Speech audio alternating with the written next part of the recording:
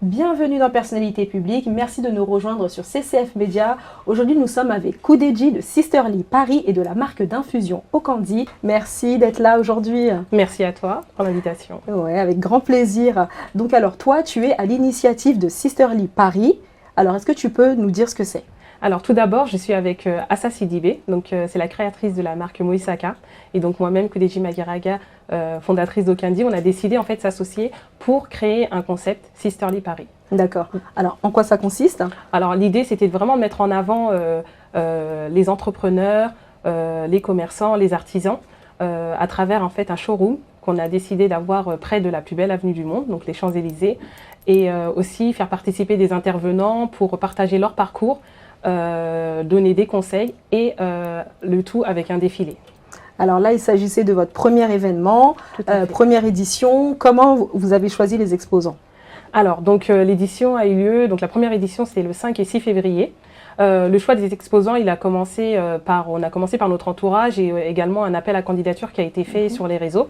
Et c'est de cette manière en fait qu'on a pu avoir une liste de prétendants entre guillemets. Et donc il y a une sélection qui a été faite. D'accord, donc vous êtes parti d'abord, vous avez regardé dans votre carnet d'adresses, mais elles ont quand même quelque chose d'exceptionnel ces personnes. Oui, ce qu'on voulait c'est vraiment mettre en avant la qualité. On voulait vraiment différents entrepreneurs, des créateurs de la diaspora, vraiment des belles choses. Et l'idée c'était de pouvoir retrouver ça avec différents univers. Donc on avait l'épicerie fine, on avait les créateurs, la cosmétique. Donc c'était vraiment tout cela qu'on voulait mettre en avant à travers ce showroom. D'accord, et quels ont été les retours de vos clientes ou des clients même? Alors on a eu des retours vraiment très positifs, vraiment on était contents pour cette première édition, que ce soit les exposants, les intervenants, les participants et même d'autres personnes en fait qui sont venues en tant que clients et qui souhaitent postuler déjà pour une deuxième édition. D'accord, est-ce que le but pour vous, enfin pour toi du coup, enfin pour vous avec ton associé, est-ce que c'est de prévoir aussi un accompagnement? Parce que j'imagine aussi qu'à travers votre événement, c'est de rendre, avoir un peu plus de visibilité pour vos clientes et du coup, par derrière, peut-être booster leur business. C'est ça. Comme on dit, en fait, le nerf de la guerre, c'est aussi la visibilité, la communication. Donc, à travers Sisterly Paris, l'idée, c'est aussi de mettre en place un réseau, qu'on puisse s'entraider, faire les choses ensemble, faire des ateliers, que ce soit des ateliers d'intelligence collective et ou des business meetings. Donc, c'est vraiment avancer ensemble et créer un véritable réseau. D'accord. Et vous êtes parti de quel résumé pour pouvoir mettre en place alors en fait, donc Assa qui est aussi entrepreneur et moi aussi de mon côté, en fait on s'est rencontrés à travers un groupe, donc c'était un groupe de filles, on voulait voilà, mettre en place un collectif et avancer. Malheureusement il n'a pas pu voir le jour et Assa et moi en fait on est restés en contact, on a bien accroché. Il y a eu ce feeling et on s'est dit on va le faire en fait. On va le faire, on va continuer, on va mettre en place les choses.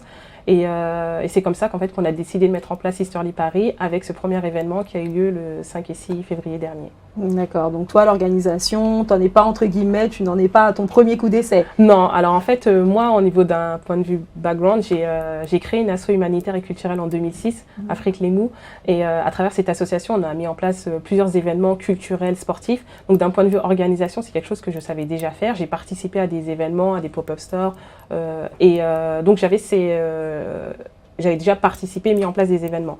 Là, la particularité, c'est qu'on n'était que deux. Dans un court temps, parce qu'on a commencé à en parler en décembre au final et vraiment ça s'est fait de mi-décembre au mois de janvier en fait pour trouver les personnes, la communication, toute l'organisation. Donc ça a été vraiment un délai très court et à deux. Paris réussi du coup. Ouais, Paris réussi, on est vraiment contente ouais, on est vraiment contente, vraiment. Tous les retours qu'on a et c'est vrai que ça nous booste et ça nous donne envie de faire plus. Tu t'es concentré aussi, tu te concentres aussi en parallèle sur l'infusion. Est-ce qu'on peut en savoir un petit peu plus? Oui, alors donc c'est la marque Okandi, Okandi qui signifie notre maison chez nous en soninké. Alors en fait, Okandi a vu le jour, c'était pendant le confinement. Donc pendant le confinement, moi j'étais enceinte et c'est vrai que j'avais un besoin d'un retour au naturel, de consommer plus sainement. Et du coup, je demande à ma mère conseil, qu'est-ce qu'elle me conseillerait de prendre. Et elle me dit, le ramaré, donc ramaré c'est la racine de vétiver, elle me dit prends ça, c'est très bien. Je lui dis, oh, je connais, je veux autre chose. Elle me dit, non, non, mais c'est très bien, vraiment, consomme-la. Donc, je connaissais déjà, mais je ne l'utilisais pas vraiment, peut-être 1 ou 2 fois. Donc là, je fais, ok, je vais l'utiliser plus régulièrement. Et donc, j'ai eu l'idée de la couper en morceaux, parce que c'est une longue racine, en fait. Donc, je coupe en morceaux et que je la mets dans des boules à thé. Et donc, je l'ai consommée plus régulièrement. Et là, j'ai vraiment senti les bienfaits, les vertus. J'ai commencé à faire des recherches, à questionner les personnes ici, au pays. Et je me suis dit, waouh, il y a vraiment quelque chose à faire. Et voilà, c'est comme ça que Okandi est né. Donc, il y a toute une gamme autour de cette racine de vétiver. Et après, j'ai continué en proposant d'autres gammes.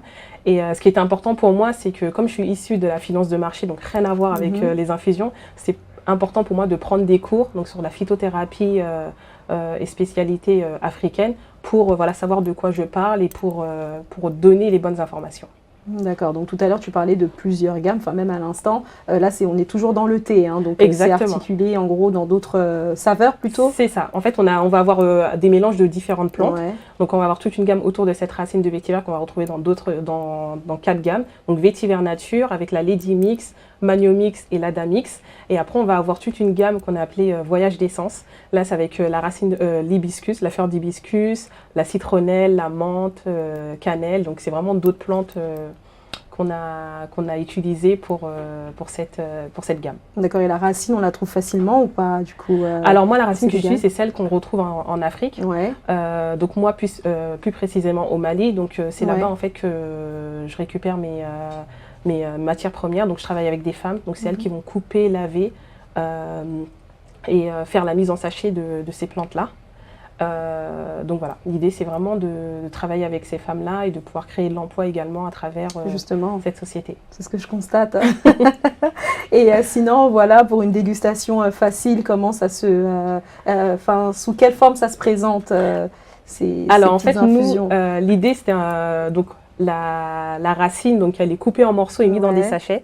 C'est des sachets qui sont biodégradables, en fibre de maïs et surtout qu'on peut réutiliser plusieurs fois, donc 2 à 3 fois. On va l'utiliser une première fois, une deuxième fois, une troisième fois. L'idéal c'est en décoction, donc dans de l'eau bouillante pendant 5 minutes. Ensuite on va boire tout au long de la journée. Donc après on peut la boire froide, tiède ou chaude. Et en cure de 21 jours c'est parfait pour vraiment avoir une détoxification. Exactement. Bon, on va tester. Je sais pas ce que vous en pensez, vous, à la maison. En tout cas, Fanta, merci beaucoup, Koudidje, pardon, vraiment. Alors, moi, je voulais savoir quel conseil tu peux donner à des personnes qui désiraient qui souhaiteraient se lancer, qui n'osent pas forcément, parce qu'il y a toujours des petits alliages. J'imagine que c'est pas toujours facile. C'est vrai. Alors, est-ce que tu peux... Alors, moi, le conseil que je pourrais donner, déjà, ce que je souhaiterais dire, c'est que l'entrepreneuriat, c'est pas fait pour tout le monde. C'est vrai que c'est tendance, c'est à la mode, mais c'est important de savoir est-ce qu'on est vraiment fait pour être entrepreneur. Une fois qu'on a répondu à cette question, c'est vraiment de oser passer à l'action. C'est important parce que voilà, c'est bien d'avoir des idées, mais voilà, tant qu'on n'est pas passé à l'action, ça reste une idée. Donc c'est vraiment passer à l'action et se faire accompagner. Parce que je pense que l'accompagnement, on ne peut pas faire les choses seul, donc il faut se faire accompagner, donc choisir les bonnes personnes et voilà. Bon, parfait. En tout cas, merci beaucoup de nous avoir apporté ton témoignage. De rien. Merci à vous de nous avoir suivis. On se retrouve très vite pour un nouveau numéro de Personnalité publique.